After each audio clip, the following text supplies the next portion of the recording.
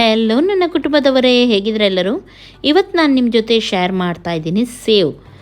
ಪಾನಿಪುರಿ, ಮಸಾಲ ಪುರಿ, ಬೇಲ್ಪುರಿ ಅಥವಾ ಯಾವುದಾದ್ರೂ chat item ಮಾಡುವಾಗ ಇದು ತುಂಬ ಯೂಸ್ ಆಗುತ್ತೆ. ಹಾಗೂ ಇದನ್ನು ನೀವು ಹೀಗೇನೂ ತಿನ್ಬೋದು. ಓಕೆ, ಇವಾಗ ಏನು ಮಾಡಬೇಕಂತ ನಾನು ಹೇಳ್ತೀನಿ. ಫಸ್ಟಿಗೆ ನಾವು ಕಡಲೆ ಹಿಟ್ಟು ಬೇಕಿದ್ದಕ್ಕೆ. ಕಡಲೆ ಹಿಟ್ಟು ನಾನಿಲ್ಲಿ 2 ಕಪ್ಪಷ್ಟು ಯೂಸ್ ಮಾಡಿದ್ದೀನಿ. ಇದನ್ನು ಸ್ವಲ್ಪ ನಾವು ಸಾನಿಸಬೇಕು. ಇದರಿಂದ ಏನಾಗುತ್ತೆ ಅಂದರೆ ಹಿಟ್ಟು ಚೆನ್ನಾಗಿ ಹಗುರವಾಗಿ ಚೆನ್ನಾಗಿ ಬರುತ್ತೆ, ಹಾಗೂ ಬೇಗನೆ ಗಂಟು ಕೂಡ ಆಗಲ್ಲ. ನೋಡಿ, ಈ ರೀತಿ ನೀವು ಮಾಡಬೇಕು. ನಾನಿಲ್ಲಿ 2 ಕಪ್ಪಷ್ಟು ತೊಗೊಂಡಿದ್ದೀನಿ. ನೀವು ಜಾಸ್ತಿ ಮಾಡುವರಾದರೆ ನಾನು ಹೇಳಿದ ಮೆಜರ್ಮೆಂಟಲ್ಲಿ ಸ್ವಲ್ಪ ಜಾಸ್ತಿ ತೊಗೊಂಡ್ರೆ ಆಯಿತು ನೀವು. ಓಕೆ, ಇದು ಇವಾಗ 2ನೇ ಕಪ್ ನಾನಿಲ್ಲಿ ಹಾಕಿದ್ದೀನಿ. ನೋಡಿ, ಈ ರೀತಿ ಚೆನ್ನಾಗಿ ಮೊದಲು ಕಡಲೆ ಹಿಟ್ಟನ್ನು ಸಾನಿಸಿ. ಓಕೆ, ನೋಡಿ ಚೆನ್ನಾಗಿ ಆಗಿದೆ. ಇವಾಗ ಈ ರೀತಿ ಬರಬೇಕಿದು. ನೆಕ್ಸ್ಟ್ ಇದಕ್ಕೆ ಇವಾಗ ನಾವು ಸ್ವಲ್ಪ ಉಪ್ಪನ್ನು ಸೇರಿಸೋಣ. ಈಗ ಉಪ್ಪು ಸ್ವಲ್ಪ ಕಮ್ಮಿನೇ ಹಾಕಿ, ಬೇಕಿದ್ರೆ ಆಮೇಲೆ ರುಚಿ ನೋಡಿ ಜಾಸ್ತಿ ಹಾಕ್ಬೋದು. ಸ್ವಲ್ಪ ನಾನಿಲ್ಲಿ ಅರಶಿನ ಪೌಡರ್ ಹಾಕ್ತಾಯಿದ್ದೀನಿ. ಇದು ಆಪ್ಷನಲ್, ಸ್ವಲ್ಪ ಕಲರ್ ಬರಲಿ ಅಂತ ಮಾತ್ರ ನಾನಿಲ್ಲಿ ಹಾಕಿದ್ದೀನಿ. ಹಾಗೂ 1/4 ಕಪ್ಪಷ್ಟು ನಾನಿಲ್ಲಿ ಆಯಿಲನ್ನು ಹಾಕಿದ್ದೀನಿ ಇದಕ್ಕೆ. ಇದು ಹಾಕಲೇಬೇಕು, ಆವಾಗಲೇ ಅದು ಕ್ರಿಸ್ಪಿಯಾಗಿ ಬರೋದು. ಆಮೇಲೆ 1 ಕಪ್ಪಷ್ಟು ನಾನಿಲ್ಲಿ ನೀರನ್ನು ಹಾಕಿದ್ದೀನಿ. ಯಾವ ಕಪ್ಪಲ್ಲಿ ನಾನು ಕಡಲೆ ಹಿಟ್ಟು ತೊಗೊಂಡಿದ್ದೆ ನೋಡಿ, ಅದೇ ಕಪ್ಪಲ್ಲಿ ನಾನಿಲ್ಲಿ ನೀರನ್ನು ಹಾಕಿದ್ದೀನಿ. ಚೆನ್ನಾಗಿ ಇದನ್ನು ಈ ರೀತಿ ಮಿಕ್ಸ್ ಮಾಡಿ, ಒಳ್ಳೆ ರೀತಿ ಗಂಟು ಇರದಾಗಿ ಇದನ್ನು ನೀವು ಮಿಕ್ಸ್ ಮಾಡಬೇಕು. ಇಲ್ಲಿ ನಾನು 1 ಕಪ್ಪಷ್ಟು ನೀರನ್ನು ಹಾಕಿದ್ದೀನಿ. ಕೆಲವೊಮ್ಮೆ ಏನಾಗುತ್ತೆ ಅಂದರೆ ಕೆಲವು ಕಡಲೆ ಹಿಟ್ಟು ನೀರು ಸ್ವಲ್ಪ ಜಾಸ್ತಿ ಹೀರ್ಕೊಳ್ಳುತ್ತೆ, ಆವಾಗ ಸ್ವಲ್ಪ ಜಾಸ್ತಿನೂ ನಿಮಗೆ ಬೇಕಾಗ್ಬೋದು.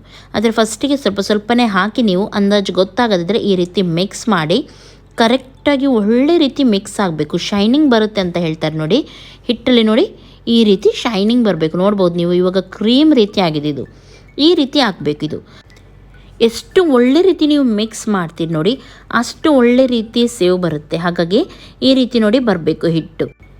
ಹಾಗೆ ನೋಡಿ, ಹಿಟ್ಟು ಇಷ್ಟು ಗಟ್ಟಿಯಾಗಿರಬೇಕು. ನೀವು ನೋಡಿ ಸ್ಪೂನಲ್ಲಿ ಈ ರೀತಿ ಎತ್ತುವಾಗ ಅದು ಈಸಿಯಾಗಿ ಬೀಳಬಾರ್ದು, ಆದರೆ ಕಟ್ ಕೂಡ ಆಗಬಾರ್ದು. ನೋಡಿ ಈ ರೀತಿ ಬರಬೇಕು.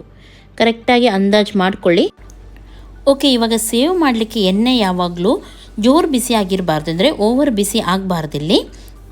ಹಾಗಾಗಿ ಗ್ಯಾಸನ್ನು ಮೀಡಿಯಮ್ ಫ್ಲೇಮಲ್ಲೇ ಇಡಬೇಕು.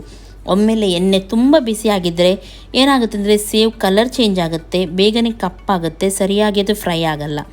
ನೀವು ಹಾಗಾಗಿ ಸ್ಲೋ ಗ್ಯಾಸಲ್ಲಿಟ್ಟು ಇದನ್ನು ಫ್ರೈ ಮಾಡಿದರೆ ಕಲರ್ ಕೂಡ ಚೆನ್ನಾಗಿ ಬರುತ್ತೆ, ಹಾಗೂ ಕ್ರಿಸ್ಪಿಯಾಗಿ ಕೂಡ ಬರುತ್ತೆ. ಹಾಗಾಗಿ ಸೇವ್ ಫ್ರೈ ಮಾಡುವಾಗ ಗ್ಯಾಸನ್ನು ಸ್ಲೋ ಆಗೇ ಇಡಿ. ನೆಕ್ಸ್ಟ್ ನೋಡಿ, ಈ ರೀತಿ ಸಣ್ಣ ತೂತಿರುವಂಥದ್ದು ನೀವು ತೊಗೊಳ್ಬೇಕಿಲ್ಲಿ. ಸ್ವಲ್ಪ ದೊಡ್ಡ ತೂತಿದೆ ಆದರೆ ಸ್ವಲ್ಪ ದಪ್ಪ ಬರುತ್ತೆ ಸೇವ್.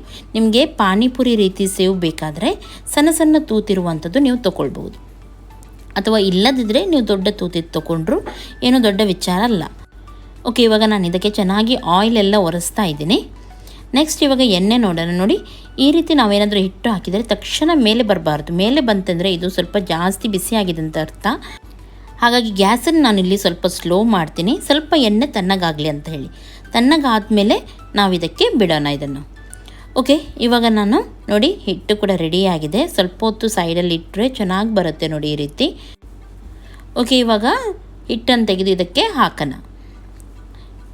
ನೋಡಿ ಎಷ್ಟು ಗಟ್ಟಿ ಇರಬೇಕಂತ ನಿಮಗೆ ನೋಡುವಾಗ ಅಂದಾಜಲ್ಲಿ ಗೊತ್ತಾಗುತ್ತೆ, ಹೇಳೋದಕ್ಕಿಂತ ನೋಡುವಾಗ ಗೊತ್ತಾಗುತ್ತೆ. ಈ ರೀತಿ ಇರಬೇಕು ಯಾವಾಗಲೂ. ಓಕೆ, ಇದನ್ನು ಸ್ವಲ್ಪ ಒತ್ತಿ ಕೂಡ ನೋಡಿ ಕರೆಕ್ಟಾಗಿ ಬರುತ್ತಾ ಅಂತೇಳಿ. ಒಮ್ಮೆಲೆ ಕೆಳಗೆ ಬರ್ತದೆ ಆದರೆ ನೀರು ಸ್ವಲ್ಪ ಜಾಸ್ತಿ ಆಗಿದೆ ಅಂತ ಅರ್ಥ. ನೀವು ಒತ್ತುವಾಗ ಕರೆಕ್ಟಾಗಿ ಬರ್ತಾ ಉಂಟಂತಾದರೆ ಇದು ಕರೆಕ್ಟ್ ಇದೆ ಅಂತ ಅರ್ಥ. ಎಣ್ಣೆ ಇವಾಗ ಮೀಡಿಯಮ್ ಬಿಸಿಯಾಗಿದೆ.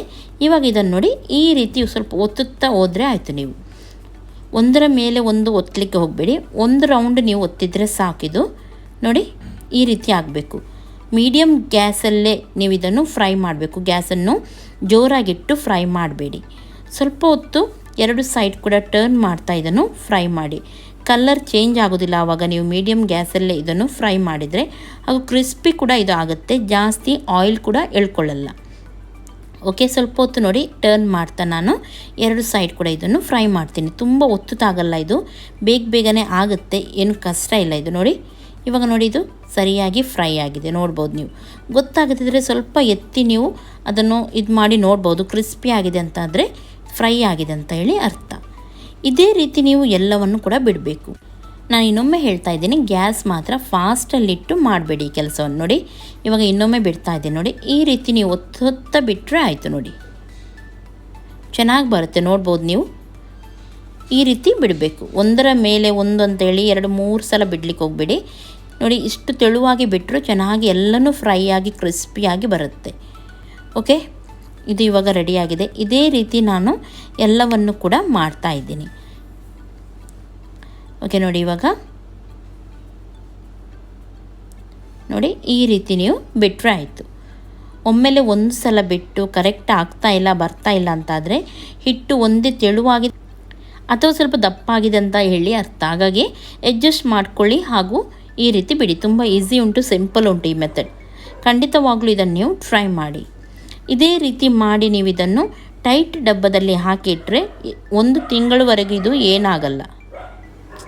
ಆದರೆ ಫ್ರೈ ಮಾಡುವಾಗ ಮಾತ್ರ ಕರೆಕ್ಟಾಗಿ ಕ್ರಿಸ್ಪಿಯಾಗಿ ಫ್ರೈ ಮಾಡಿ. ಹಾಗೂ ಎಣ್ಣೆ ಕೂಡ ಅಷ್ಟೇ, ತುಂಬ ತಣ್ಣಗೆನೂ ಇರಬಾರ್ದು, ಹಾಗಂತೇಳಿ ಓವರ್ ಬಿಸಿನೂ ಇರಬಾರ್ದು. ಆ ರೀತಿ ಎಣ್ಣೆಯಲ್ಲಿ ನೀವು ಇದನ್ನು ಫ್ರೈ ಮಾಡಬೇಕು. ಆವಾಗ ಮಾತ್ರ ಇದು ಕರೆಕ್ಟಾಗಿ ಬರುತ್ತೆ. ಇಲ್ಲದಿದ್ದರೆ ತುಂಬ ತಣ್ಣಗಿದೆ ಅಂತ ಆದರೆ ಸರಿಯಾಗಿ ಫ್ರೈ ಆಗಲ್ಲ, ಹೊರಗೆ ತೆಗೆದ ಮೇಲೆ ಕ್ರಿಸ್ಪಿ ಆಗಲ್ಲ. ಅಥವಾ ತುಂಬ ಬಿಸಿಯಾಗಿದೆ ಅಂತ ಆದರೆ ಕೂಡ ಹಾಗೆ ಕಲರೆಲ್ಲ ಚೆನ್ನಾಗಿ ಬರಲ್ಲ, ಓವರ್ ಫ್ರೈ ಆಗುತ್ತೆ.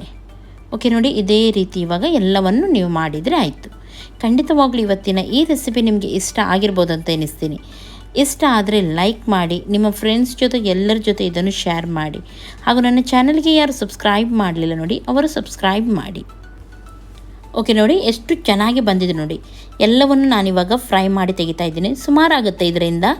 ನೋಡಿ, ಇದೇ ರೀತಿ ನೀವು ಕೂಡ ಖಂಡಿತವಾಗ್ಲೂ ಮನೆಯಲ್ಲೇ ಟ್ರೈ ಮಾಡಿ. ಹಾಗೂ ಒಳ್ಳೊಳ್ಳೆ ಚಾಟ್ ಎಲ್ಲ ಮಾಡಿ ಮನೆಯಲ್ಲೇ ತಿನ್ನಿ. ಓಕೆ, ನೆಕ್ಸ್ಟ್ ನಾನು ಸಿಗ್ತೀನಿ ಒಳ್ಳೆಯ ಒಂದು ರೆಸಿಪಿಯೊಂದಿಗೆ. ಅಷ್ಟರವರೆಗೂ ಎಲ್ಲರಿಗೂ ಟೇಕ್ ಕೇರ್, ಬಾಯ್ ಬಾಯ್.